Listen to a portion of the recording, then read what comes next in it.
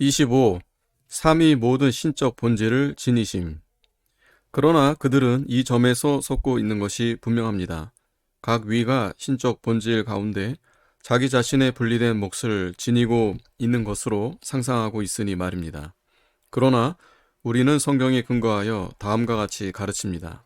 즉, 하나님의 본질이 하나이며 따라서 성자와 성령의 본질이 나은 바 된 것이 아니지만 성부께서 순서상 첫째가 되시고 또한 바로 앞에서 논의한 바대로 그가 친히 그의 지혜를 낳으셨으므로 성부를 가리켜 신성 전체의 시초요 근원이라고 생각하는 것이 옳다는 것입니다. 그리하여 단서가 없는 그냥 하나님은 나신 바 되지 않으신 분이요 또한 성부 역시 그의 위격에 관한 한 나신 바 되지 않으신 것입니다. 그들은 또한 어리석게도 우리의 진술은 결국 사위일체를 상정하는 것으로 결론 지을 수 있다고 생각합니다. 그들의 머리로 생각해낸 허구를 우리에게 거짓으로 씌워서 마치 우리가 삼위가 한 본질로부터 파생되어 나온 것으로 이야기하는 것처럼 주장하는 것입니다. 그러나 우리의 글들에서 분명히 나타나는 대로 우리는 위격을 본질과 분리시키는 것이 아니고 각 위들이 그 본질 내에 머물러 있는 상태에서 서로 구별된다는 것을 주장하는 것입니다. 만일 위격이 본질과 분리되었더라면 이 사람들의 추리가 설득력을 지닐 수도 있었을 것입니다. 그러나 그렇게 추리를 이어가면 결국 한 하나님 안에 삼위가 계신 것이 아니고 삼신이 하나로 결합해 있는 것이 되고 마는 것입니다. 그들은 우리가 마치 삼위일체에서 삼신이 파생된다고 생각하기라도 하는 것처럼 삼위일체를 구성하는 데에 본질이 협력하였는가 하지 않았는가를 묻지만 그런 쓸데없는 질문이 이로써 답변된 셈입니다.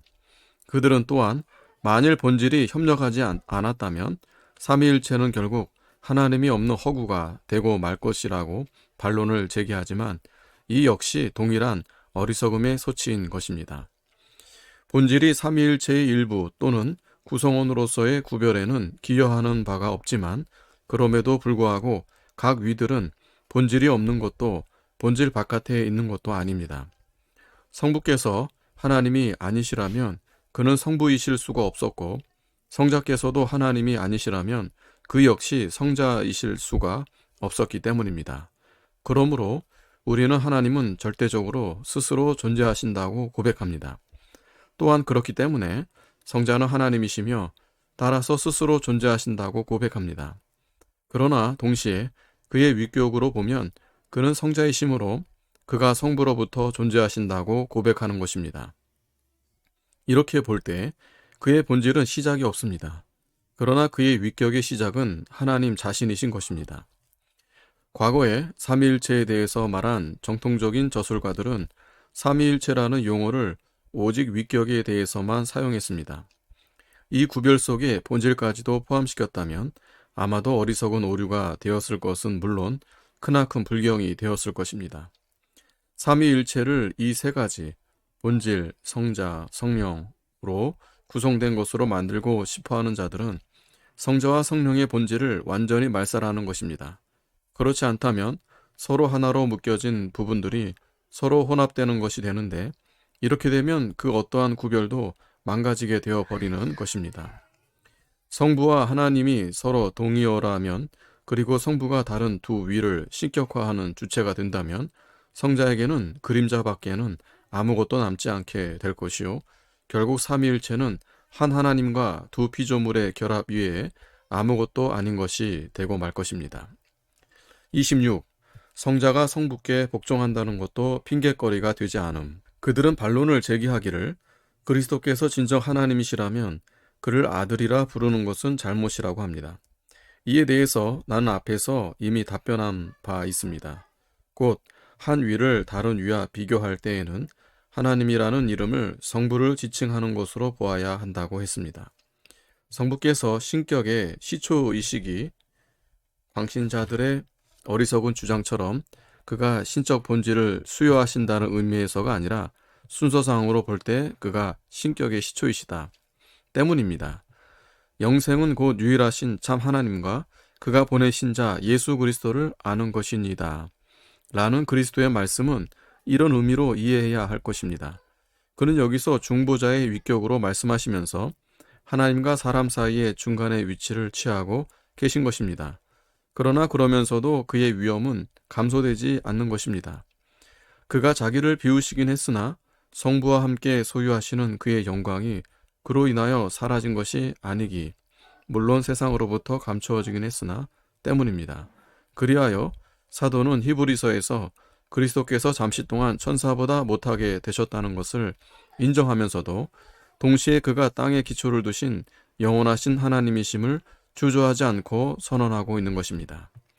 그러므로 우리는 그리스도께서 이처럼 중보자의 위격으로 하나님을 부르실 때에는 언제나 이 하나님이라는 이름 아래 자기 자신의 신격도 포함된다는 것을 주장해야 할 것입니다. 그러므로 그리스도께서는 사도들에게 내가 아버지께로 떠나가는 것이 너희에게 유익이라, 아버지는 나보다 크심이니라고 말씀하셨는데, 그렇다고 해서 그가 자기 자신을 등급이 한 단계 낮은 신으로 간주하셔서 자신이 영원한 본질 면에서 성부보다 열등하다는 것을 자인하시는 것이 아니라, 그가 하늘의 영광을 부여받으셨기 때문에 신자들을 함께 모아 그 영광을 함께 나누게 하시겠다는 의도를 나타내신 것뿐이었던 것입니다. 그는 성부께 더 높은 지위를 부여하시는데, 이는 하늘에서 나타나는 그 밝은 완전한 영광의 광채가 그가 육신을 입고 계실 때에 그에게서 나타나는 영광의 분량과는 다른 것을 보셨기 때문입니다. 바울은 이와 동일한 의도로 다른 곳에서 말씀하기를 그리스도께서 나라를 아버지 하나님께 바치셔서 하나님이 만유의 주로서 만유 안에 계시게 하실 것이라고 합니다. 그리스도의 신성이 영원하다는 것을 부인하는 것처럼 어리석은 것이 없는 것입니다. 그러나 그리스도께서 영원토록 하나님의 아들로서 처음부터 존재해 오신 그대로 동일하게 머물러 계신다면 성부께서 지니는 신적 본질과 성자께서 지니는 신적 본질이 하나인 것이 되는 것입니다. 그리고 그리스도께서 우리에게 강림하신 것도 우리를 성부께로 올리시며 그리하여 동시에 우리를 자기 자신에게로 올리시기, 그는 성부와 하나이심으로 위엄이었던 것입니다. 그러므로 하나님이라는 이름을 성부께만 제한시키고 성자를 거기서 배제시킨다는 것은 합당한 것도 옳은 것도 아닌 처사인 것입니다. 그렇기 때문에 요한도 그리스도를 가리켜 참 하나님이시라고 선언하여 그 어느 누구도 성자를 성부보다 열등한 제2등급의 신으로 여기지 못하도록 하고 있는 것입니다. 더욱이 새로운 신들을 날조하는 자들은 그리스도께서 참 하나님이심을 고백하고는 곧바로 그를 성부의 신격에서 제외시키는데 그 저희가 무엇인지 심히 의심스럽습니다. 이는 마치 그리스도께서 참 하나님이시면서도 한 하나님이 아닐 수도 있는 것처럼 생각하는 것인데, 그들은 신성을 주입받은 존재의 개념이 새로이 날조된 허구가 전혀 아닌 것처럼 포장하고 있는 것입니다. 27. 이레나이우스의 진술들을 이용한 그릇된 논리. 그들은 또한 그리스도의 아버지께서 유일하고 영원하신 이스라엘의 하나님이시라고 선언하는 이레나이우스의 진술들을 여러 곳에서 인용하여 증거로 제시하지만, 이는 그들의 수치스러운 무지를 드러내는 것이거나 아니면 그들의 부정직함을 보여주는 것입니다.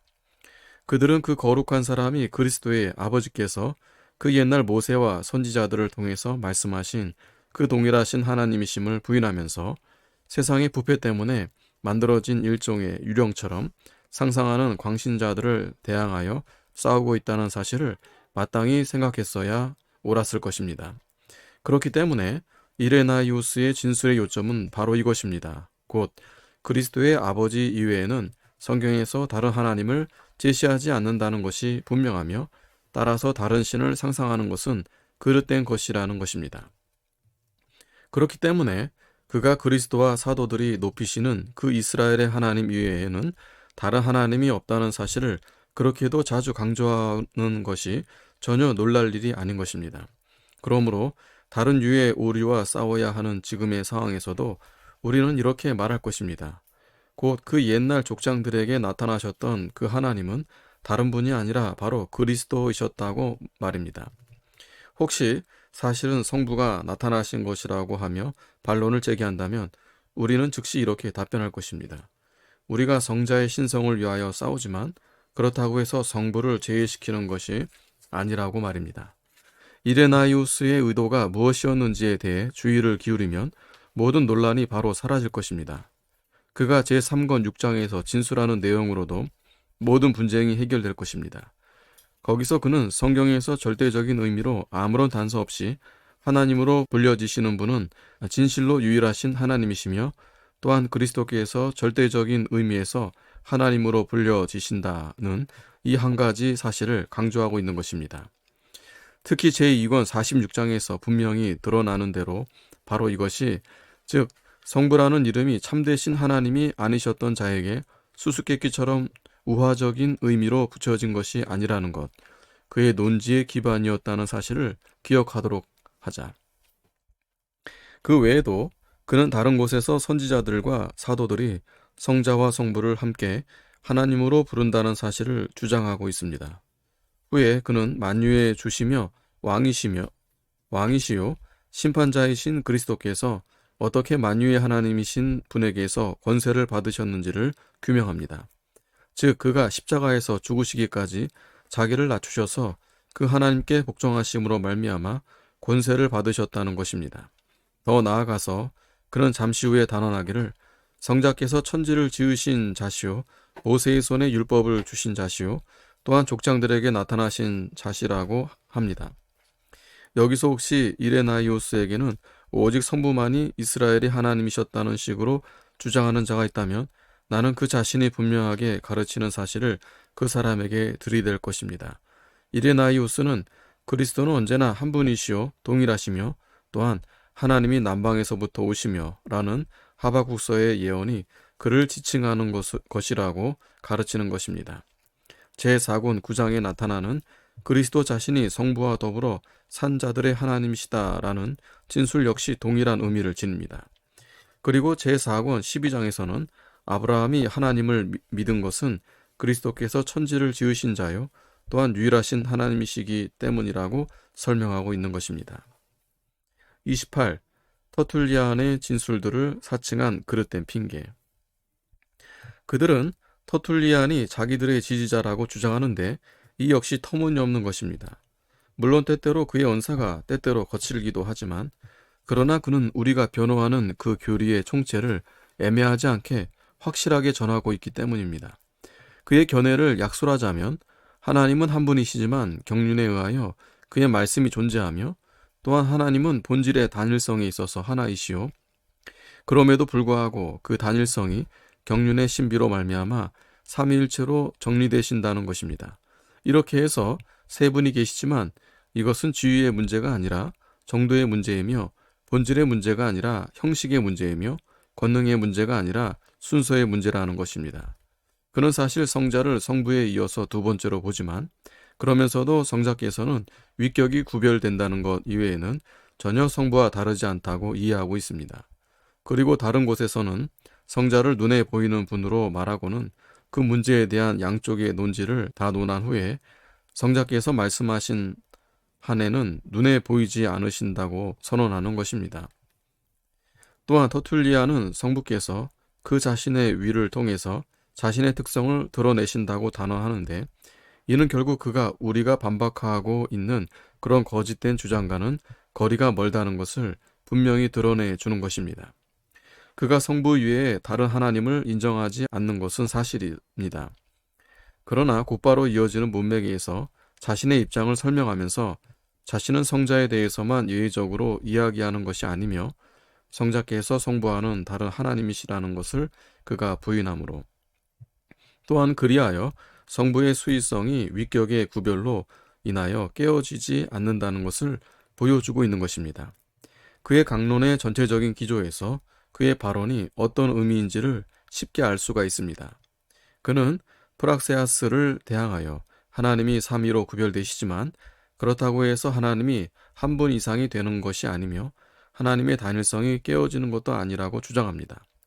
프락세아스가 그리스도께서 성부와 동일하지 않고서는 하나님이실 수가 없다고 거짓된 주장을 들어놓기 때문에 그는 이 구별에 대해서 상당히 강력하게 논지를 전개하고 있는 것입니다. 터툴리안은 말씀과 성령을 전체의 일부분이라고 부르는데, 이는 물론 아주 거친 발언이지만 그럼에도 불구하고 용납할 수가 있습니다. 터툴리안 자신이 증언하듯이 그것이 본질을 가리키는 것이 아니고 단지 위격에만 관계되는 배치와 경륜을 드러내는 것뿐이기 때문입니다. 이에 대해서 그는 또 진술하기를, 오 지극히 약한 프락세아스여, 삼위의 이름이 숫자만큼 위가 계신 것이 아니면 대체 얼마나 많은 위가 계신단 말인가 라고 합니다. 그리고 조금 뒤에 가서는 그들이 각기 그 이름과 위격을 지니신 성부와 성자를 믿기를 바란다고도 하였습니다. 터툴리안의 권위를 사칭하여 순진한 자들을 속이려는 이 사람들의 파렴치한 수작이 이로써 충분히 방박되고도 남는다고 나는 생각합니다. 29. 교부들이 한결같이 삼위일체를 확증함. 고대 교부들의 저술들을 부지런히 비교하는 사람이면 누구든지 알게 되겠지만, 이레나이우스의 가르침은 그 이후의 사람들이 가르치는 바와 조금도 차이가 없습니다. 유스티누스는 가장 초기의 교부 중의 한 사람이지만 그 역시 모든 점에서 우리와 사상이 일치합니다. 우리를 반대하는 자들은 유스티누스와 나머지 교부들이 그리스도의 아버지를 유일하신 하나님으로 부른다고 하며 반론을 제기할 것입니다. 힐라리우스 역시 같은 것을 가르치며 더 예리한 어조로 영원성은 성부께 있다고 이야기합니다. 그러나 이것이 성자의 신격 본질을 빼앗는 것인가? 아닙니다. 그는 오히려 우리가 고수하는 바로 그 믿음을 전적으로 변론하고 있는 것입니다.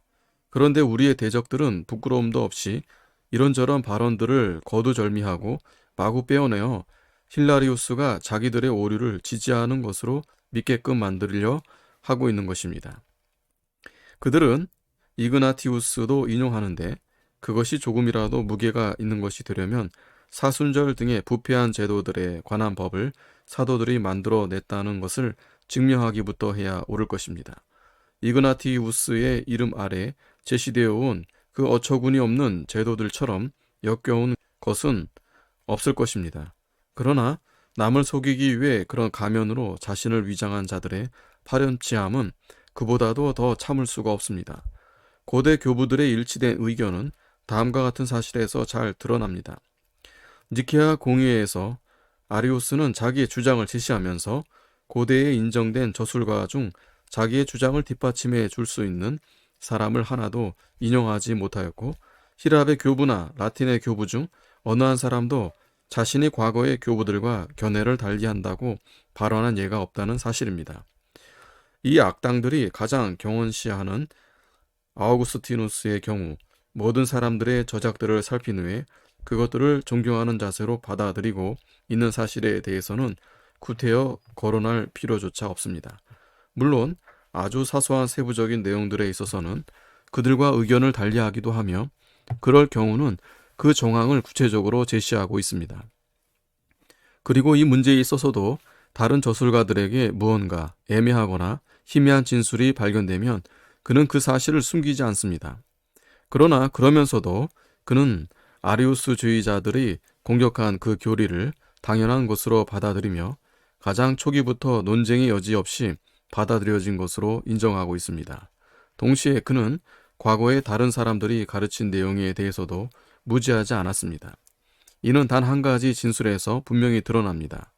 그는 기독교 교리에 대하여 제1권에서 말하기를 단일성이 성부 안에 있다고 하는데 그들은 여기서 그가 자신을 잊고 있다고 떠들 것인가? 그러나 다른 곳에서 그는 그런 비난을 깨끗이 해결하고 있다. 곧 성부께서 아무에게서도 비롯되지 않으셨기 때문에 그를 가리켜 신격의 시초라 부르며, 또한 하나님의 이름이 특히 성부를 지칭한다고 지혜롭게 진술하고 있습니다. 시초가 성부에게 있지 않다면 하나님의 단일성이란 생각조차 할 수가 없기 때문입니다. 자, 이제 경건한 독자들은 지금까지 교리에 대한 순전한 믿음을 왜곡시키고 어둡게 만들기 위하여 사탄이 사용해온 온갖 비난들이 지금까지의 논의를 통해서 반박된 것을 인식하리라 믿습니다.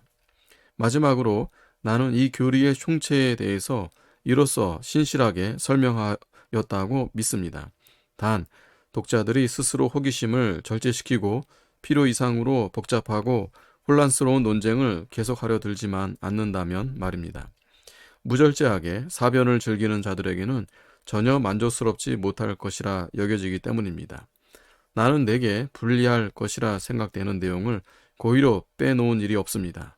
그러나 동시에 교회의 덕을 세우는 일이 지극히 중요하다 생각하기 때문에 별로 유익이 없고 독자들에게 쓸데없이 괴로움만 안겨줄 그런 여러 가지 문제들에 대해서는 언급하지 않는 것이 더 좋다고 여겼습니다.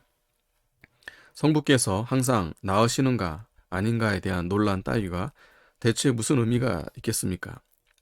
삼위께서 영원 전부터 하나님 안에 존재하고 계신 것이 분명하니 계속해서 나으시는 것을 상상한다는 것은 그야말로 어리석은 일인 것입니다.